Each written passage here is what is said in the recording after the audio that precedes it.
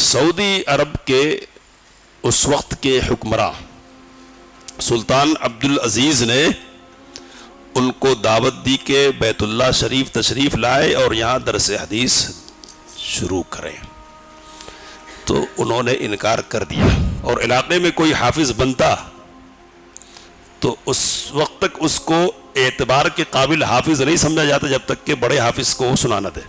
من ساوا یوماہ فہو فی الخسران، جس شخص کے دونوں دن برابر ہوں، 2 دن برابر ہوں، وہ نقصان میں ہے۔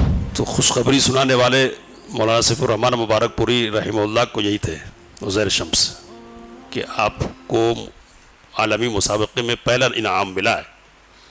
کپڑا دھو رہے تھے اس وقت مولانا سفی الرحمن مبارک پوری جامعہ سلفیہ میں۔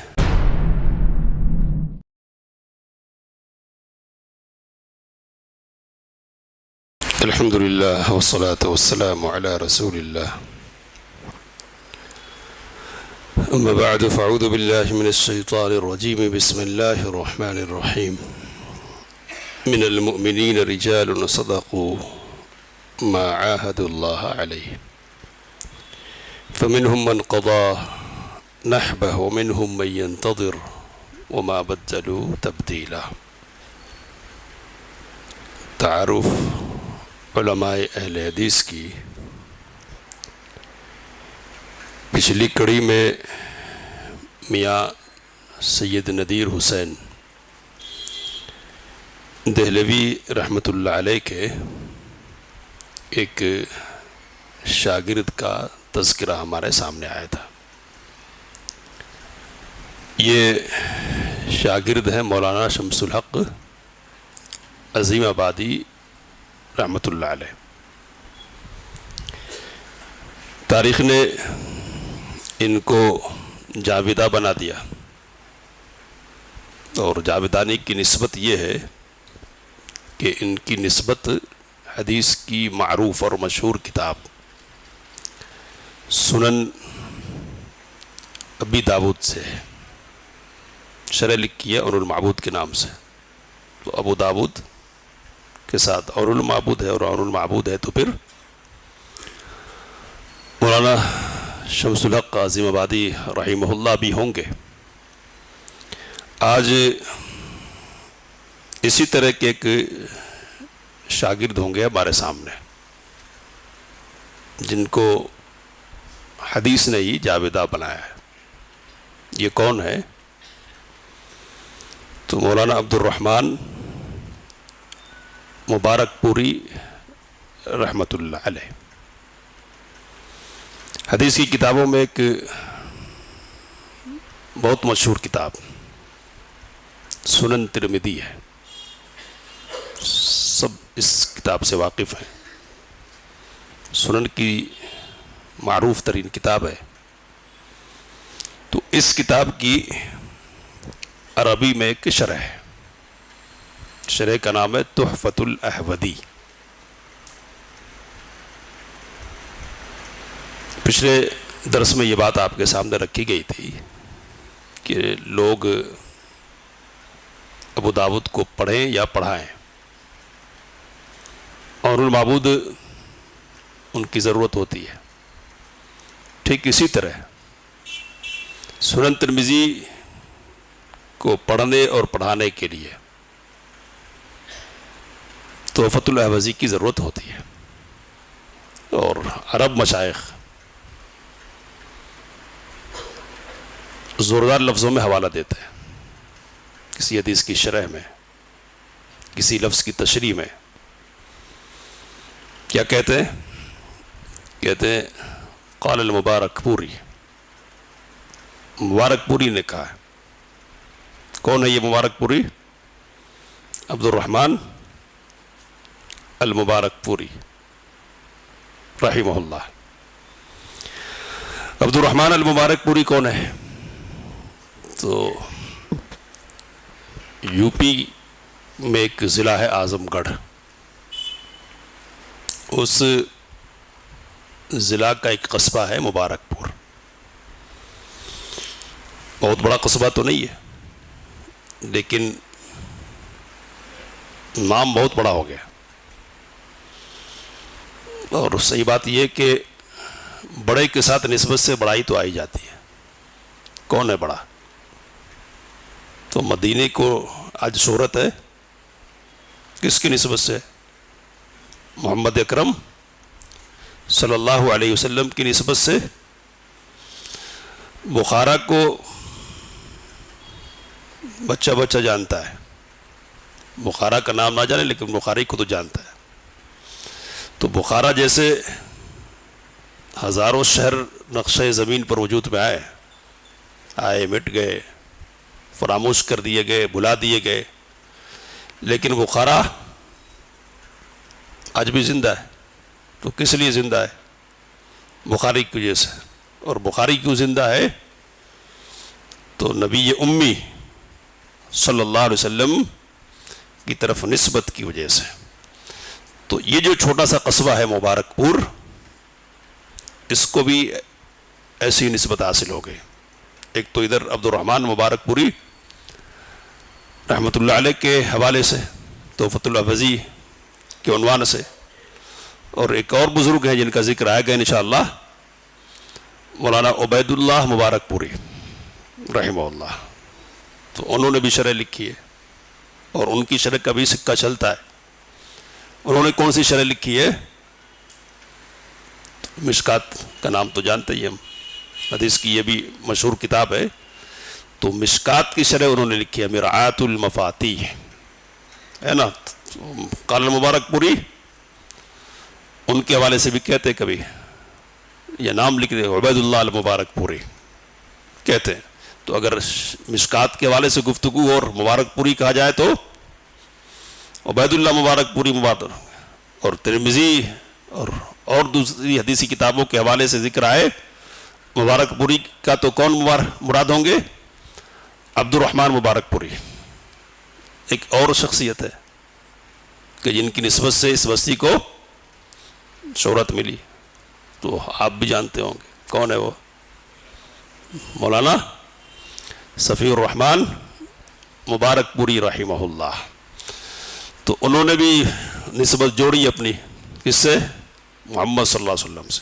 سیرت کا مقابلہ ہوا، سیرت کی پر کتاب لکھنے کا، رابطہ عالم اسلامی کی طرف سے حصہ لیا. پتہ نہیں ذہن کے خانے میں یہ بات تھی یا نہیں تھی کہ نمبر آئے گا، پہلا نمبر، ہے نا. تو جامعہ سلفیہ کے استاد سے قابل تھے، اس میں کوئی شک نہیں ہے، لیکن سوچا نہیں ہوگا کہ اتنا بڑا شرف ملے گا. لیکن اللہ جس کو شرف سے نوازنا چاہے نوازتا ہے. تو ابھی مولانا عزیر شمس رحمہ اللہ کا انتقال ہوا ہے. تو خوشخبری سنانے والے مولانا صفی الرحمن مبارک پوری رحمہ اللہ کو یہی تھے، عزیر شمس، کہ آپ کو عالمی مسابقے میں پہلا انعام ملا ہے. کپڑا دھو رہے تھے اس وقت مولانا صفی الرحمن مبارک پوری جامعہ سلفیہ میں، ہے نا. تو اس وقت جا کے خوشخبری سنائی تھی. تو یہ تیسری شخصیت ہے. تو آج پہلی شخصیت کے بارے میں جانیں گے. تو مبارک پور میں پیدا ہوئے، والد کا نام تھا عبد الرحیم، اور بڑے حافظ صاحب کے نام سے مشہور تھے والد علاقے میں. اور علاقے میں کوئی حافظ بنتا تو اس وقت تک اس کو اعتبار کے قابل حافظ نہیں سمجھا جاتا جب تک کہ بڑے حافظ کو سنا نہ دے. تو اب اس اعتبار سے سوچ سکتے ہیں، مولانا اسحاق بٹی نے لکھا ہے کہ تقریباً اس علاقے کے جتنے حفاظ تھے نا، سب کے سب مولانا عبد الرحمن مبارک پوری کے والد گرامی مولانا حافظ عبد الرحیم کے شاگرد تھے. مبارک پور میں انہوں نے ایک مدرسہ قائم کیا تھا، وہاں تدریس کا کام کرتے تھے دار التعلیم کے نام سے. تو پیدا ہوئے مولانا مبارک پوری عبد الرحمن، تو شروع کی تعلیم یہی اپنے والد صاحب سے اور بسی وغیرہ کے جو دوسرے علماء تھے ان سے حاصل کیا. پھر ان کے قریب کے علاقے میں دو مدرسے تھے جو مشہور تھے اس زمانے میں. ایک جونپور میں حنفیوں کا مدرسہ تھا اور غازی پور، دونوں کے بیچ میں ہے مبارک پور، ہے نا. تو غازی پور میں ایک مدرسہ تھا چشمہ رحمت. تو چشمہ رحمت میں انہوں نے داخلہ لیا اور یہاں میاں نذیر سید نذیر حسین دہلوی رحمۃ اللہ علیہ کے ایک بڑے شاگرد جن کا نام آئے گا انشاءاللہ، حافظ عبداللہ غازی پوری رحمۃ اللہ علیہ استاد سے، ان کو کہتے جامع المنقول والمعقول، ان کا لقب ہے، سمجھ رہے ہیں؟ جماعت کے صوفی بزرگ تھے عبداللہ غازی پوری رحمۃ اللہ علیہ، تو ان کی شاگردی میں انہوں نے وقت گزارا، اور استاد نے یہ محسوس کیا کہ یہ شاگرد قابل ہے اور یہ آگے جائے گا، تو اس لیے استاد نے مشورہ دیا کہ دہلی جاؤ۔ کہاں؟ میاں نذیر حسین دہلوی رحمۃ اللہ علیہ کی خدمت میں، تو یہاں پہنچے اور میاں صاحب کی شاگردی اختیار کی، اور تقریباً جو مشہور کتابیں اس وقت کی ہو سکتی تھی نا، حدیث میں اور تفسیر میں اور اصول کی ساری کتابیں میاں نذیر صاحب سے پڑھ لی، صحیح بخاری، صحیح مسلم، ترمذی، ابو داود، نسائی، ابن ماجہ، مشکات، بلوغ المرام، تفسیر میں جلالین، بیضاوی، ہدایہ، فقہ میں وغیرہ ساری کتابیں، اور ساری کتابیں پڑھنے کے بعد سند لی سید نذیر حسین دہلوی رحمۃ اللہ علیہ سے۔ تحفۃ الحوضی جو کتاب ہے نا شرح ترمذی، اس کا مقدمہ ایک ہے الگ ایک مستقل جلد میں، تو اس میں اپنے استاذ کا تعارف مولانا مبارک پوری رحمہ اللہ نے کروایا ہے، تو وہ تھوڑا جو تعارف کروایا نا بہت اونچا تعارف ہے، اس لیے پڑھ رہا ہوں میں۔ کہا کہ ہوا بخاری زمانی فی علوم الحدیث، اب بڑے آدمی کہہ رہے ہیں، بڑے آدمی کے لیے کہہ رہے کہ علوم حدیث میں وہ زمانے کے بخاری ہیں۔ کون؟ میاں نذیر حسین دہلوی رحمۃ اللہ علیہ کے تعارف کروا اپنے استاذ کا مولانا مبارک پوری رحمہ اللہ، و فی علوم الحدیث و فقہ، فقہ میں اور حدیث کی فقہ میں اور حدیث میں زمانے کے بخاری ہیں۔ اجتہاد اور شروط اجتہاد میں وقت کے ابو حنیفہ ہیں، اور زبان و ادب میں، لغت میں، قواعد میں سیبویہ ہیں، تو عربی قواعد کے بڑے امام ہیں سیبویہ، اور بلاغت میں جرجانی ہے، اور سلوک میں یعنی طریقت کا جو مسئلہ تھا تو وہ اس وقت تک تو بہت رائج تھا ہمارے درمیان سے، اس کو دیر سے نکالا دیا گیا، تو اس میں شبلی تھے، اور کہا کہ ابن ادہم تھے، ابراہیم بن ادہم زہد میں، اور ابن حنبل تھے ورع میں، تقوی میں، حق کے اظہار میں، مصائب کے سلسلے میں، صبر کرنے کے سلسلے میں اللہ کی نشانیوں میں سے ایک نشانی تھے، اور اللہ کی حجتوں میں سے ایک حجت ہے۔ تو یہ تعارف کروایا ایک شاگرد نے اپنے استاذ کا۔ شاگرد کون ہے؟ عبد الرحمن مبارک پوری رحمہ اللہ، اور استاذ کون ہے؟ میاں نذیر حسین دہلوی رحمۃ اللہ علیہ۔ تو اب یہاں سے سند حاصل کر کے آئے اور اپنے والد صاحب کے مدرسے میں تدریس کا کام شروع کیا، یہاں پڑھائے، اور پھر کئی جگہوں پر تدریس کا کام کیا، چشمہ رحمت میں بھی پڑھایا، پھر بہار کا مدرسہ احمدیہ سلفیہ آرا، وہاں غازی پوری رحمۃ اللہ علیہ کے کہنے پر تشریف لے کے وہاں پڑھایا۔ یو پی میں سراج العلوم ایک مدرسہ ہے، اس کی بنیاد ڈالی گونڈا اور بسی وغیرہ کے علاقے میں، اور تبلیغ وغیرہ بھی کا کام بھی کیا، اور بڑا تعارف تھا مولانا مبارک پوری رحمہ اللہ کا اس علاقے میں۔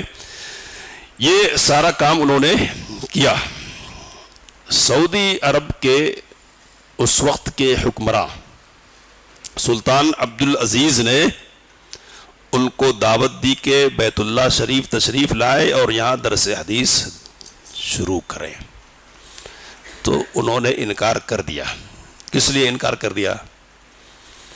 تو اس لیے انکار کر دیا کہ میں اب ترمذی کی شرح لکھنے میں لگ گیا ہوں، تو اب میرے پاس وقت نہیں ہے کہ میں وہاں آ کر آپ کے لیے خدمت انجام دوں۔ ظاہر سی بات ہے کہ وہی بڑی خدمت تھی، لیکن یہ جو خدمت ہے نا، یہ جاویدہ خدمت ہے نا، اور اس سے جو عزت ملی مولانا مبارک پوری رحمہ اللہ کو، وہ تو اس سے نہیں ملتی تھی۔ عزت ملتی تھی، سکون، آسائش وغیرہ حاصل ہوتی تھی، بہت ساری چیزیں حاصل ہوتی تھی، لیکن ترمذی کی بنیاد پر جو مقام ملا ہے نا، دنیا میں بھی اور آخرت میں بھی، وہ شاید اس کی بنیاد پر نہیں ملتی تھی۔ دارالحدیث رحمانیہ ہندوستان کے اہل حدیثوں کا سب سے بڑا ادارہ تھا آزادی سے پہلے، تو وہاں کہ جو ناظم تھے شیخ عطا الرحمن رحمہ اللہ، انہوں نے دعوت دی کہ آپ آئیے اس در مدرس بن جائیے، لیکن نہیں. تو یہ سب کام کیا. لکھنے پڑھنے کا یہ جو کام ہے نا، تو اس کو اصل مشغلہ انہوں نے بنایا، انہوں نے مولانا مبارک پوری رحمہ اللہ نے. اور اس مشغلے کے حوالے سے انہوں نے مولانا شمس الحق عظیم آبادی کی خدمت میں رہ کر 7 سال گزارے. تو یوں کہنا چاہیے کہ اپنی خدمت بھی پیش کی اور تربیت بھی ان سے حاصل کی. تو غایت المقصود جو مولانا عظیم آبادی کی شرح سنن ابی داؤد کی دوسری، اس میں مدد کی ہے مولانا عظیم آبادی کی. اور پھر فتاوے جمع کیے، فتاوے شمس الحق کے، فتاوی نظیریہ سید نذیر حسین دہلوی رحمۃ اللہ علیہ یہ فتاووں کا مجموعہ ہے. تو اس کو بھی جمع کرنے والے کون ہیں؟ مولانا عبد الرحمن مبارک پوری رحمۃ اللہ علیہ. تو اس طرح بہت سارے کارنامے لکھنے اور پڑھنے کے حوالے سے، اور اس وقت کے جتنے اہم موضوعات تھے اور امتیازی مسائل تھے اہل حدیثوں کے، جھگڑے ہوتے تھے جن کی بنیاد پر، جیسے فاتحہ خلف الامام ہے، سینے پر ہاتھ باندھنا ہے. یہ بھی مسئلہ تھا کہ ایک ہاتھ سے مصافحہ کرنا ہے یا 2 ہاتھ سے مصافحہ کرنا. تو اس طرح کے جتنے موضوعات ہیں نا، تمام موضوعات پر مولانا مبارک پوری رحمۃ اللہ علیہ کی کتابیں موجود ہیں.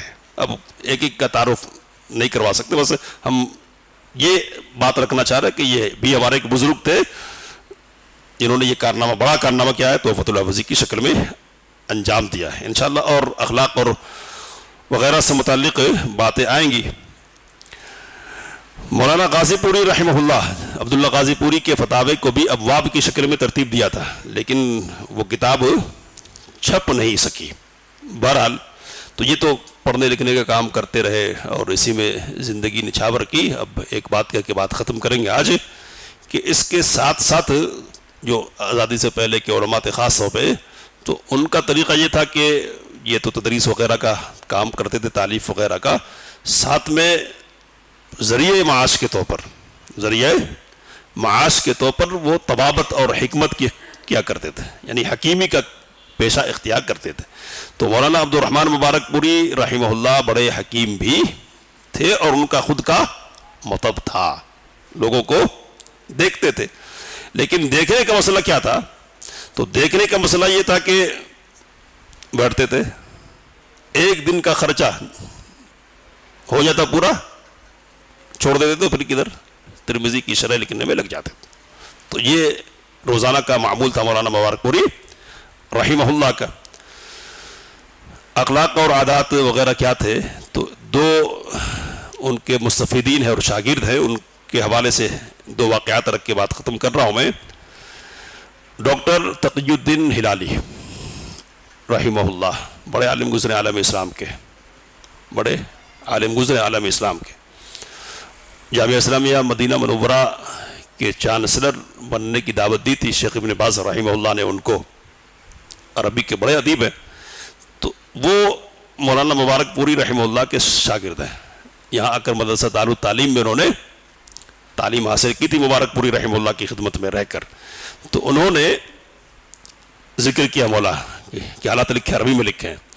تو انہوں نے لکھا کہ مبارک پور میں مولانا سے استفادے کی غرض سے میرے قیام کے دوران شدید اصرار کے ساتھ مجھے اپنے ہاں مہمان کی حیثیت سے رکھا، اپنا مہمان بنایا. چنانچہ نہ مجھے کسی ہوٹل میں جانا پڑا اور نہ کھانا کہیں سے خریدنے کی نوبت آئی.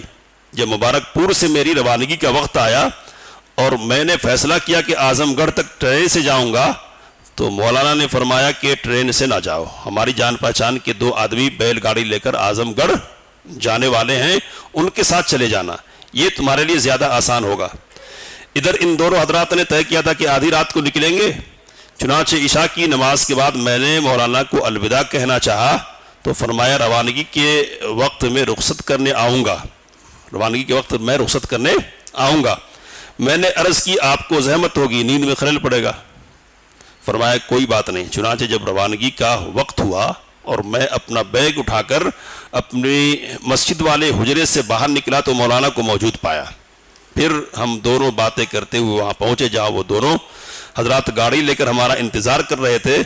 رخصت کے وقت جب انہوں نے میرا ہاتھ اپنے ہاتھ میں لے کر فرمایا استودع اللہ دینک و امانتک و خواتیم عملک زودک اللہ التقوی ویسر لک الخیر اینما توجہت، تو اس کے ساتھ ہی انہوں نے چپکے سے میرے ہاتھ میں کوئی کاغذ تھما دیا۔ میں نے محسوس کیا کہ نوٹ کی شکل میں کچھ رقم ہے، تو میں نے واپس کرنا چاہا اور کہا جزاک اللہ، آپ نے تو لطف و کرم کی انتہا کر دی، اس کی کیا ضرورت ہے۔ اس پر انہوں نے میرا ہاتھ پکڑ لیا اور ان دونوں حضرات سے کچھ دور ہوئے تو زور زور سے رونے لگے۔ ان کی آنکھوں سے آنسو روا تھے اور کہے جا رہے تھے لے لو اسے، لے لو اسے۔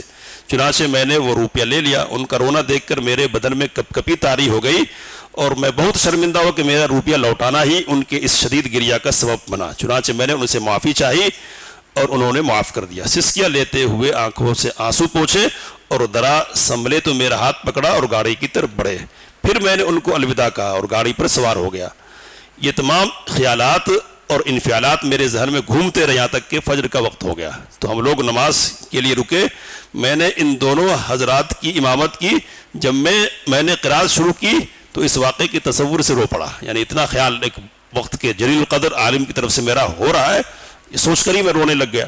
تو یہ ایک شاگرد ہے۔ ایک مستفید کا اور ذکر کر رہا ہوں میں، قاضی اطہر مبارک پوری، اب ان کے قریب کے تھے اعظم گڑھ کے ہی، تو انہوں نے تاریخ پر بہت ساری کتابیں لکھی ہیں، دیوبندی عالم گزرے ہیں اطہر مبارک پوری۔